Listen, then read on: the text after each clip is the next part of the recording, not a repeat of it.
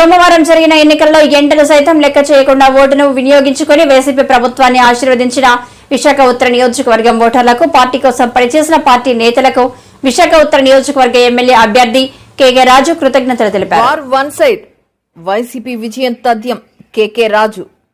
ఉత్తర నియోజకవర్గం ఓటర్లకు, పార్టీ శ్రేణులకు కృతజ్ఞతలు తెలిపిన కేకే రాజు సోమవారం జరిగిన ఎన్నికల్లో ఎండను సైతం లెక్క చేయకుండా ఓటును వినియోగించుకుని వైసీపీ ప్రభుత్వాన్ని ఆశీర్వదించిన విశాఖ ఉత్తర నియోజకవర్గం ఓటర్లకు, పార్టీ కోసం పనిచేసిన పార్టీ నేతలకు విశాఖ ఉత్తర నియోజకవర్గ ఎమ్మెల్యే అభ్యర్థి శ్రీ కేకే రాజు కృతజ్ఞతలు తెలిపారు.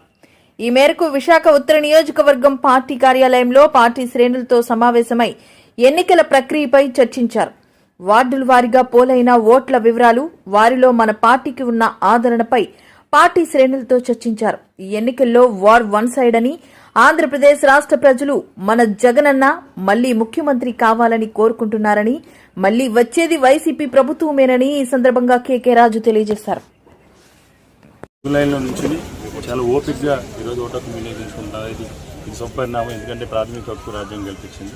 తప్పకుండా ఈరోజు ఒక పాజిటివ్ వైబ్రేషన్తో 100% కూడా రాష్ట్ర వ్యాప్తంగా కూడా ఉదయం 7 గంటల నుంచి కూడా ఒక పాజిటివ్ వైబ్రేషన్తో గౌరవ ముఖ్యమంత్రి వైఎస్ జగన్మోహన్ రెడ్డి గారు చేసిన సంక్షేమ అభివృద్ధికి ఈరోజు ప్రతిపక్షాలు ఎన్ని దుష్ప్రచారాలు చేసిన, ఎన్నో విషప్రచారాలు చేసిన, ఎన్నో తప్పుడు కథనాలు రాసిన, ఎన్ని తప్పుడు రాతలతో ప్రజల్ని మభ్యపెట్టే ప్రయత్నం చేసిన, మంచిని చెడుగా పందిని నందిగా చూపించే ప్రయత్నం చేసిన, ఈరోజు ప్రజల గుండెల్లో జగన్మోహన్ రెడ్డి గారు చిరస్థాయిగా నిలిచిపోయిన దానికి ఈరోజు జరిగిన పోలింగే నిదర్శనం. ముఖ్యంగా మా నియోజకవర్గంలో గడిచిన 5 సంవత్సరాల కాలంలో చేసిన సంక్షేమం, ముఖ్యంగా 2004 master plan implementation, Inorbit mall లాంటి పెద్ద ఎత్తున పెట్టుబడులు తీసుకొచ్చిన విధానానికి ఎక్కడ చూసినా ఈరోజు 75%, ఎక్కడ చూసినా 70% అబౌవ్ విశాఖ ఉత్తర నియోజకవర్గంలో ప్రజలందరూ కూడా వైఎస్ఆర్ కాంగ్రెస్ పార్టీ వైపు నిలబడ్డారు.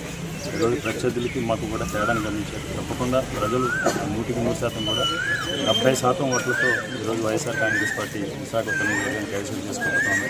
ఇంకా కూడా క్యూ లైన్లు ఉన్నారు నాకు తెలిసి, ఎందుకంటే 6 గంటల వరకు రూల్ పొజిషన్ ప్రకారం 6 గంటల వరకు క్యూ లైన్లో ఉన్న వాళ్ళు అలౌ చేస్తారు కాబట్టి నాకు తెలిసి తప్పకుండా 10:30-11 గంటల వరకు కూడా కొన్ని ప్రాంతాల్లో కపరాడ, రామగిరి సిటీ ప్రాంతాల్లో పోలింగ్ జరిగే అవకాశం చాలా. ఈ ఎన్నికల్లో ఇతర రాష్ట్రాల నుంచి ఆంధ్రప్రదేశ్ చెందిన 25 లక్షల మంది యువత పాల్గొని చంద్రబాబుకు పెద్ద ఎత్తున ఓటింగ్ విశాఖ తెలుగుదేశం పార్టీ అధ్యక్షుడు గండి బాబ్జీ అన్నారు. విశాఖ ప్రధాన కార్యాలయంలో ఆయన మాట్లాడుతూ, తెలుగుదేశం ప్రభుత్వం ఏర్పాటు, చంద్రబాబు హామీలన్నీ అమలు. తెలుగుదేశం పార్టీ జిల్లా అధ్యక్షుడు గండి బాబ్జీ. ఈ ఎన్నికల్లో ఇతర రాష్ట్రాల నుంచి ఆంధ్రప్రదేశ్కు చెందిన 25 లక్షల మంది యువత పాల్గొని చంద్రబాబుకు మద్దతుగా పెద్ద ఎత్తున ఓటింగ్ చేశారని విశాఖ తెలుగుదేశం పార్టీ జిల్లా అధ్యక్షుడు గండి బాబ్జీ అన్నారు. విశాఖ ప్రధాన కార్యాలయంలో ఆయన మాట్లాడుతూ, జగన్మోహన్ రెడ్డికి ప్రజలు ఇచ్చిన అవకాశాన్ని దుర్వినియోగం చేసుకోవడంతో విసిగిపోయారన్నారు. ఉత్తరాంధ్ర వనరులు, ఇసుక, మైన్స్, ల్యాండ్స్ పెద్ద ఎత్తున దోపిడీ జరిగాయని ఆరోపించారు. Vijayasai Reddy, YV Subba Reddy, MVV Satyanarayana, GV తదితరులంతా ఈ అవినీతిలో భాగస్వామ్యం ఉందని ఆరోపించారు. ఈ ప్రెస్ మీట్లో జిల్లా vice president Gompa Satyanarayana, Telugu Desam party Visakha media coordinator Gopal Reddy పాల్గొన్నారు. అతని ఆధ్వర్యంలో మేము అక్కడ మున్సిపాలిటీ ఎన్నికల్లో మేమందరం కూడా పనిచేశాం. ఒక మంచి వ్యక్తి, కుటుంబం కూడా, భార్య, కూతురు, అల్లుడు అందరూ డాక్టర్లు, చాలా హైలీ ఎడ్యుకేటెడ్ వయసు కూడా. ఆ రోజు ఎలక్షన్ కమిషన్తో, కుప్పంలో ఉన్న ఎలక్షన్ కమిషన్తో నేను ఎవరో అనుకున్నా. ఆవిడ వచ్చి మాట్లాడుతూ ఉంటే చెప్పారు పక్క వాళ్ళు, ఆవిడ నాన్నగారు వైఫ్ అని. వెల్ ఎడ్యుకేటెడ్, ఐ థింక్ ఒక ఐఏఎస్ ఆఫీసర్లా మాట్లాడింది. అంత ఎడ్యుకేటెడ్ ఫ్యామిలీ అది. అటువంటి వాళ్ళ మీద వీళ్ళ యొక్క దౌర్జన్యాన్ని, వీళ్ళ యొక్క కెపాసిటీ, మాకు మేము ఏమైనా చేయగలం. చెవిరెడ్డి భాస్కర్ రెడ్డి కొడుకు రోహిత్ రెడ్డి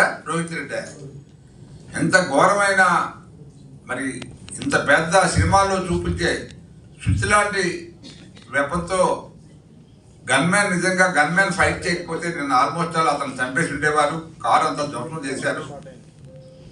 ఇటువంటి దుర్మార్గాలు రాష్ట్రంలో చాలా చోట్ల చేసి ఎన్నికలంటే భయపించి ప్రజలను ఓటింగ్కి రాకుండా దూరంగా ఉంచాలనే ఉద్దేశంతో ప్రయత్నం చేసినట్టు కనబడుతుంది. కాబట్టి ప్రజలు ఈవేళ నిజంగా విజ్ఞులు, చాలా బ్రహ్మాండంగా ఓటింగ్లో పాల్గొని ఈవేళ ఓటింగ్ శాతాన్ని బ్రహ్మాండంగా పెంచారు. ఈవేళ రాష్ట్రంలో టోటల్గా 83.42% ఇంక్లూడింగ్ పోస్టల్ బ్యాలెట్తో వచ్చినట్టు ఈసీ అనౌన్స్ చేసింది. సో దీన్ని బట్టి మరి మీకేమర్థమైందో మాకు తెలియదు, కానీ ఇవాళ ప్రజలు ఎంత ఉత్సాహంగా ఉన్నారో తెలియదు. కానీ ఇతర రాష్ట్రాల్లో ఎన్నో సందర్భాల్లో మనం కలిసినప్పుడు కూడా చెప్పాను నేను, మనకిక్కడ మన 3 జిల్లాలు కూడా బాగా వెనుకబడిన ప్రాంతాలు అయినప్పటికీ సరే మళ్ళీ బాగు చేస్తారు కదా, జగన్ అనే వారికి చాలా డబ్బు ఉంది, వాళ్ళ నాన్న దగ్గర నుంచి బోల్డ్ డబ్బు సంపాదించాడు, డబ్బు కోసం కక్కుతు పడడు అనే ఉద్దేశంతో చాలా మంది ప్రజలు అలా అవకాశం ఇస్తే ఆ అవకాశాన్ని దుర్వినియోగం చేసుకొని ఈవేళ మొత్తం ఈ ఉత్తరాంధ్రలో ఉన్న అన్ని వనరులు, ఇసుక, మైన్స్, ల్యాండ్స్ ఇవన్నీ కూడా దోపిడీ చేసి సుమారు ఈ ఉత్తరాంధ్ర నుంచే మీకు సుమారు 1,00,000 కోట్ల రూపాయలు దోచినట్టు మన అంచనా. వాళ్ళ బృందం అంతా కూడా విజయసాయిరెడ్డి, సుబ్బారెడ్డి, ఎంవివి, ఆ జీవి వీళ్ళందరూ కూడా లెక్కలు వేసుకుంటే సుమారు ఈ ఆస్తులన్నీ కూడా 1,00,000 కోట్లు వస్తాయి. ఎవడబ్బ సొమ్మండీలు ఉత్తరాంధ్ర నుంచి పట్టుకుపోవడానికి డెఫినెట్గా దీనికి తగిన పరిష్కారం చూసి వాళ్ళకి బుద్ధి చెప్తా. కేంద్ర ప్రభుత్వం రక్షణ రంగానికి అవసరమైన 5 ఫ్లీట్ సపోర్ట్ నౌకలను సుమారు 20,000 కోట్ల రూపాయలతో నిర్మించడానికి విశాఖలో హిందుస్థాన్ షిప్ యార్డుకు ఆర్డర్ ఇచ్చింది. కానీ హిందుస్థాన్ షిప్ యార్డ్ యాజమాన్యం ఇందులో 2 ఫీట్స్ సపోర్ట్ నౌకల నిర్మాణం రాజకీయ ఒత్తిడితో గెలాండ్ టీకి ఇవ్వడాన్ని సిఐటియు తీవ్రంగా ఖండిస్తుంది.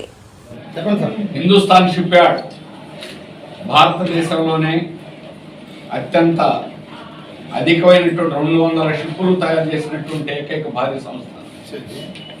వాల్చంద్ హీరాచంద్ అని ప్రైవేట్ యాజమాన్యం 8 షిప్పులు తయారు చేయాలని ప్రారంభించి ఒక్క షిప్పు కూడా స్వాతంత్రానికి ముందు చేయలేకపోయాడు. భారత కేంద్ర ప్రభుత్వం దాన్ని స్వాధీనం చేసుకొని ఈరోజు 200 షిప్పులు కూడా తయారు చేసింది.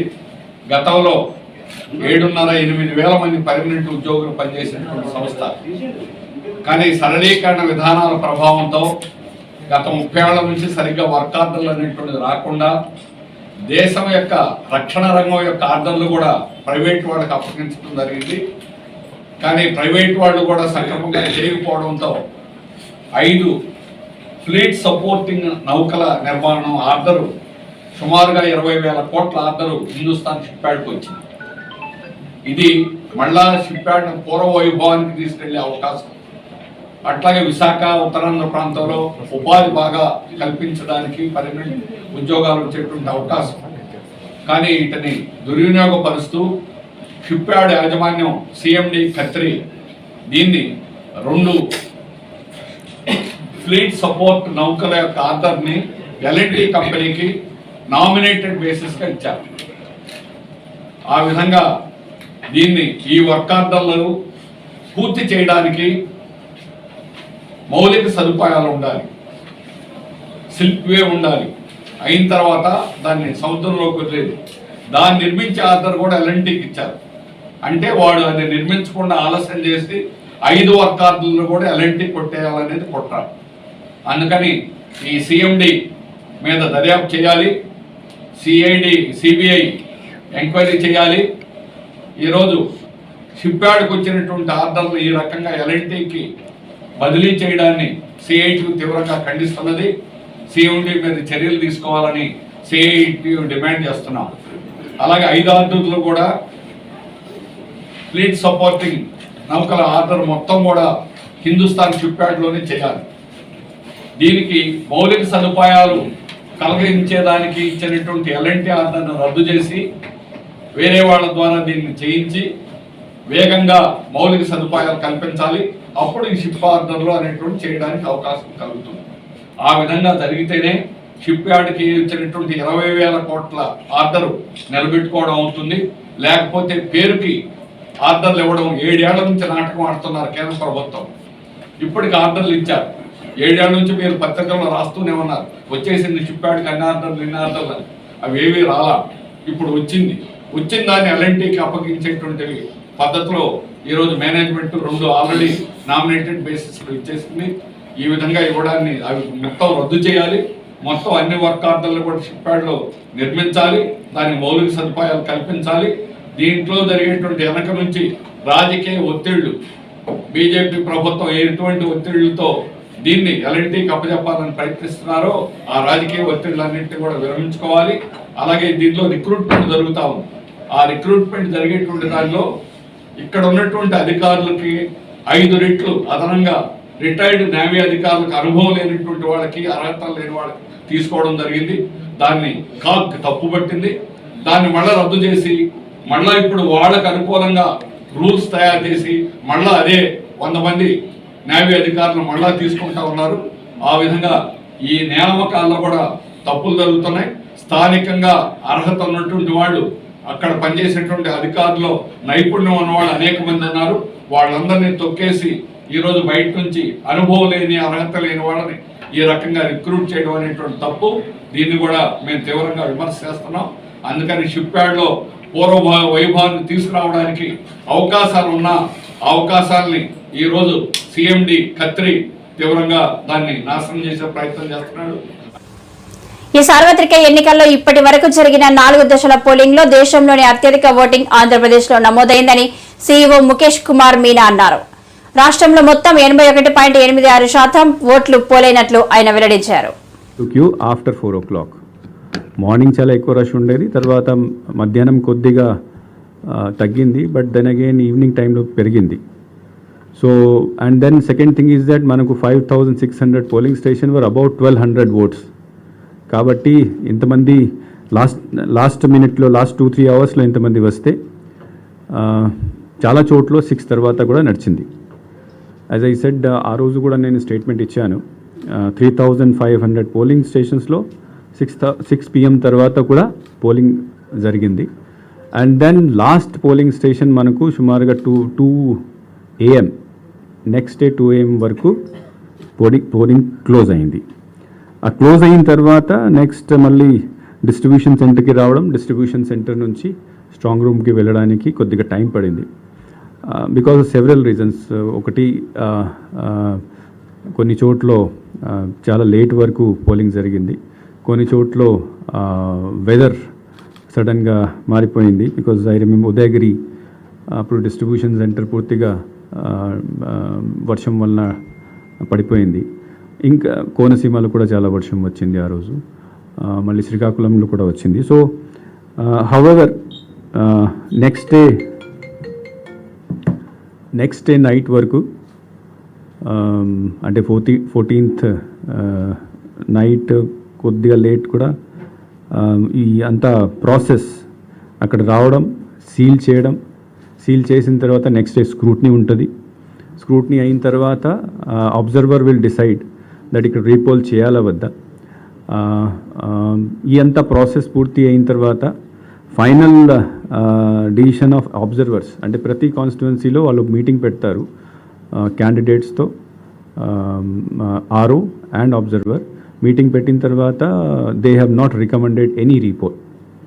సో అబ్జర్వర్స్ తరఫు నుంచి ఏం రీపోల్ రికమెండ్ చేయలేదు కాబట్టి, అండ్ దెన్ మనము అన్ని మషీన్లు, all 25 parliamentary constituency, all 175 assembly constituency అన్నిటినీ మనము స్ట్రాంగ్ రూమ్స్లో భద్రపరిచాం. అంటే we have safely secured and close the strong rooms. మన రాష్ట్రంలో ఈ 33 లొకేషన్స్లో స్ట్రాంగ్ రూమ్స్ ఉన్నాయి టోటల్. బికాజ్ 175 కాన్స్టిట్యువెన్సీ అంటే 175 AC, 175 assembly segment. So 350 strong rooms ఉన్నాయి. So yesterday night we had sealed and we closed it. ఇది సీల్ చేసిన తర్వాత మళ్ళీ ఎంతమంది, because yesterday I told that total number కరెక్ట్గా మీ అందరికీ చెప్పడం జరుగుతుంది. కొద్దిగా డిలే అయింది బికాస్ ఏదో సమ్ టెక్నికల్ ప్రాబ్లమ్స్ వలన మనం పూర్తి అప్డేట్ చేయలేకపోయాను. That went up to the night. So final figure of people, first of all మనకు ఎలెక్టర్స్, టోటల్ ఎలెక్టర్స్ 4,13,33,702. ఈ డీటెయిల్స్ మీకు ఇస్తాం, ఐ హ్యావ్ అందరికీ ఇస్తాం. దాంట్లో 3,33,40,560 పార్లమెంటరీ కాన్స్టిట్యున్సీస్ కోసం ఓట్ చేశారు. 3,33,40,560. They voted in all the 25 parliamentary constituencies. Assembly constituencies ki koddiga difference undi akkada. 3,33,40,333. So parliament ki 227 vote ఎక్కువ వచ్చినాయి. So that anyway కొంతమంది people have their own choice. So some people might not have voted. This comes to Monday. ఈ ఎన్నికల్లో YCP నేతలు ఓడిపోతారని భయం పట్టుకుని TDP కార్యకర్తలపై దాడులు చేస్తున్నారని తెలుగుదేశం పార్టీ నాయకులు ఆరోపించారు. ఈ మేరకు టీడీపీ నాయకులు మీడియాతో మాట్లాడుతూ ఆ ఎన్డీఏ కూటమి రావాలి, అప్పుడే ప్రజాస్వామ్యం రాష్ట్రంలో పరిఢవిల్లుతుంది, అప్పుడే రాజ్యాంగపరమైన పరిపాలన వస్తుంది, అప్పుడే ప్రజా పరిపాలన వస్తుందన్న నమ్మకంతో వాళ్ళు చూపించిన ఆశలకి ఆశపడలేదు. వాళ్ళు ప్రలోభపడలేదు. వాళ్ళు భయపెట్టారు, భయపడలేదు. కర్రలతో కొట్టారు, భరించారు. రక్తం ధారలుగా కారుతున్నా కూడా భరించారు. ఓర్పుగా వెళ్ళి ఓటు వేశారు. మరి ఒక మహిళ తల చితికిపోయినా కూడా నేను ఓటు వేయాల్సిందని ఆ మహిళ చెయ్యి అడ్డం పెట్టుకొని పోలింగ్ బూత్లోకి వెళ్తే నరహంతకులైన వీళ్ళ గుండె మనస్సు కరగలేదు. అంతటి దుర్మార్గులు వాళ్ళు. రాష్ట్రమంతా కూడా అన్ని చోట్ల అరాచకం సృష్టించారు, దౌర్జన్యం సృష్టించారు. ఓడిపోతూ ఉన్న నిరాశ నిస్పృహలు వాళ్ళకి వెంటాడుతూ ఉన్నాయి. నిరాశ నిస్పృహలతోటి వైకాపా పార్టీ, జగన్మోహన్ రెడ్డి గారు అనే టీం కొట్టుమిట్టాడుతున్నారు. ఫ్రస్ట్రేషన్ అంటాం ఇంగ్లీష్లో. ఫ్రస్ట్రేషన్తో కొట్టుమిట్టాడుతూ ఇష్టం వచ్చినట్లుగా అలజలు సృష్టించి కనిపించిన తెలుగుదేశం పార్టీ కార్యకర్తలందరూ కూడా కొట్టాలని భావించారు. లేదా మాచర్లలో ఏంటండి అరాచకం ఏంటండి? అలా పోలీసు వ్యవస్థ అసలు ఉన్నదా? పోలీసు వ్యవస్థ వెంటనే ఆ పిన్నెల్లి బ్రదర్స్ ఇద్దరిని కాళ్ళెరు కొట్టి లోపల పడేద్దండి, మెడబెట్టి గంటి లాకప్లో తాళం వేసేద్దు. లాకప్కి వాళ్ళిద్దరిని ఎట్లా అలౌ చేస్తారండి? ఆ వీడియో మావాడు కారులో వెళ్తూ వీడియో తీశాడు. అక్కడ ఏదో యుద్ధానికి వెళ్తున్నట్టుగా రాడ్లు పట్టుకొని, కర్రలు పట్టుకొని, కత్తులు పట్టుకొని వాళ్ళు వెళ్తూ ఉంటే చూచం చూస్తారా పోలీసులు? తమాషా చూస్తారా పోలీసులు? మీరేమో సినిమా పోలీసా? మీరేమన్నా నిజమైన పోలీసా? చట్టాన్ని కాపాడవలసిన మీరు దీన్ని ప్రజలందరూ కూడా అప్రమత్తంగా వ్యవహరించి ఇవాళ ఈ ప్రభుత్వం పట్ల ఇవాళ ప్రభుత్వం లేదు, ఆపద్ధర్మ ప్రభుత్వం. ఎన్నికల కమిషన్ అధికారులు యాక్ట్ చేయాలి. దాన్ని దృష్టిలో పెట్టుకోండి. ఇంకా ఈ జగన్మోహన్ రెడ్డి ఆడవన్నట్టుగా ఆడుతున్నట్టు కనపడతా ఉంది. ఒక పనికి మాలిన సీఎస్ని అడ్డం పెట్టుకున్నారు. జవహర్ రెడ్డి అడ్డగోలుగా వైసీపీ కార్యకర్తలాగా ఇప్పుడు దాకా పనిచేశాడు. ఈరోజు నిన్న ఎన్నికలు అయిపోయినా కూడా అదే విధంగా ప్రవర్తిస్తూ ఉన్నాడు. ఎన్నికలకు ముందు 3 రోజుల ముందు 4 నెలల ముందు బటన్ నొక్కినటువంటి వెల్ఫేర్ స్కీమ్స్ సంబంధించినటువంటి ఫండ్స్ 6 పథకాలకు సంబంధించి రిలీజ్ చేయాలని నానా యాగి చేశారు. ఎలక్షన్ కమిషన్ ఈ 2 రోజులు ఉండండి, ఎన్నికల తదనంతరం రిలీజ్ చేయమంటే నిన్న ఈరోజు చేయకుండా వాటి కాంట్రాక్టర్లు కట్టబెట్టి వీళ్ళ కమిషన్లు దండుకోవాలని చూస్తూ ఉన్నారు. ఇదంతా కూడా ప్లాన్ చేస్తున్నారు. ఒక పథకం ప్రకారం దోచుకొని ప్రజల్ని దోపిడీ చేసి, ప్రజల్ని భయభ్రాంతులు చేసి, సాధ్యమైనంత వరకు హింస ప్రేరేపించి ఇక్కడ ఇబ్బందులు పెట్టి దుకాణం సర్దేయాలని చూస్తూ ఉన్నారు. అధికారులు అప్రమత్తంగా ఉండండి. ఇలా ఎలక్షన్ కమిషన్, డీజీపీ అందరూ కూడా అప్రమత్తం అవ్వాల్సిన అవసరం ఉంది. వీళ్ళ యొక్క కుట్రలు కుయుక్తులు కొనసాగకుండా అడ్డుకోవాల్సిన అవసరం, రిజల్ట్ రోజు వరకు వీళ్ళందరూ కూడా బాధ్యత అధికారులు తీసుకోవాల్సిన అవసరం ఉంది. ప్రజాస్వామ్యాన్ని బతికించాల్సిన అవసరం ఉంది. ఇలా జగన్మోహన్ రెడ్డి ముఖ్యమంత్రి కాడు అనేది గుర్తుపెట్టుకొని ఈ అధికారులు బిహేవ్ చేయాలని చెప్పి నేను హితోపలుకుతా ఉన్నా. ఇప్పుడు చెప్పినా కూడా కింద ఫోర్సెస్ కదలలేని పరిస్థితిలో ఉన్నారు. ఎలక్షన్ రోజు మేము ఎస్పీకి ఫోన్ చేస్తూ ఉన్నాం, ఐజీకి ఫోన్ చేస్తూ ఉన్నాం, ఇదిగోండి ఇక్కడ ఇన్సిడెంట్ అవుతుంది. కేంద్ర ప్రభుత్వం అండతో పోలింగ్ డే వరకు టీడీపీ నాటకాలు, దాడులు అన్ని చూశాం. పోలింగ్ రోజు ఇంకా బరి తెగించి టీడీపీ ముఖాలు రిగ్గింగ్ కు పాల్పడ్డారు అని మంత్రి మేరుగు నాగార్జున అన్నారు. నా ఎస్టీ, నా బీసీ, నా మైనారిటీ నా మహిళలని చెప్పి పరిపాలన చేసినటువంటి గొప్ప పరిపాలనకు అద్దం పట్టే విధంగా ఓటర్లు తీర్పునిచ్చిన తీరు చాలా గొప్పగా ఉంది. జగన్మోహన్ రెడ్డి గారు ఎప్పుడూ ఒకటే చెప్పారు, పేదలకి పెత్తందారులకి మధ్య పోటీ అని. అదే ఈరోజు ఆంధ్ర రాష్ట్రంలో జరిగింది. ఇంత జరుగుతూ ఉంటే Chandrababu Naidu, Pawan Kalyan, BJP party, Congress party, communist పార్టీలు అంతా కలిసి దుమ్మెత్తి పోస్తే ప్రజలు మాత్రం మాకు నిజమైన నాయకుడు జగన్మోహన్ రెడ్డి గారని తీర్పు ఇవ్వబోతా ఉన్నారు. వారికి పూర్తిగా మేము ధన్యవాదాలు తెలియపరుస్తూ ఉన్నాం. నిజంగా జూన్ 4వ తారీఖున దేశ చరిత్రలో ఆంధ్రప్రదేశ్లో ఒక పెద్ద సునామీ రాబోతా ఉంది. వైఎస్ఆర్ కాంగ్రెస్ పార్టీ గొప్ప విజయాన్ని నమోదు చేసుకోవటానికి ఆస్కారం కలుగుతూ ఉంది. వీటిని గమనించి చంద్రబాబు నాయుడు అనే ఒక పెద్ద ప్రెస్టేషన్కి వెళ్ళిపోయాడు. వెళ్ళిపోయి చేయిస్తానికి, అఘాయిత్యాలు చేయిస్తానికి, అమానుషాలు చేయిస్తానికి, రాష్ట్రాన్ని రావణకాష్టం చేయిస్తానికి ప్రిపేర్ అయి ఈరోజు అనేక ప్రాంతాల్లో దాడులు, అఘాయిత్యాలు చేయిస్తూ ఉన్నాడు. మీరు పర్టికులర్గా చూస్తే పర్టికులర్గా పేదల మీద వైఎస్ఆర్ కాంగ్రెస్ పార్టీకి ఓటేశారు, వైఎస్ఆర్ కాంగ్రెస్ పార్టీకి అండగా ఉండాలని ఎస్సీ, ఎస్టీ, బీసీ మైనారిటీల మీద దాడులు చేస్తున్నటువంటి తీరు ప్రజలంతా గమనిస్తూనే ఉన్నారు. ఉదాహరణకి పల్నాడు జిల్లాలో కొణిజేల్లో కానీ బీసీ మహిళ ఓటేసిందని ఇంటి మీద దాడి చేసి అఘాయిత్యానికి పాల్గొన్నటువంటి పరిస్థితి. అట్లాగే మాచర్లలో బేడ బుడగ జంగాలు ఓటేశారని చెప్పి వారి మీద దాడి చేసిన పరిస్థితి.